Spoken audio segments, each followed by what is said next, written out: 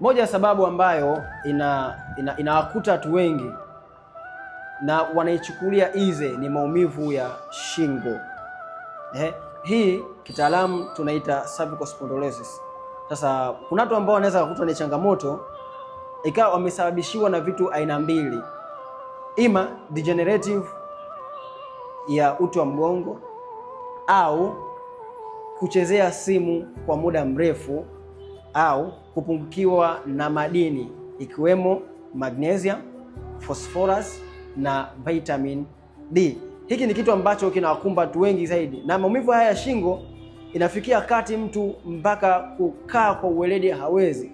Inafikia wakati mtu akikaa hivi straight shingo inakuwa inamuuma, mpaka inafika wakati anaanza kufanya hivi. Anarudisha shingo hivi.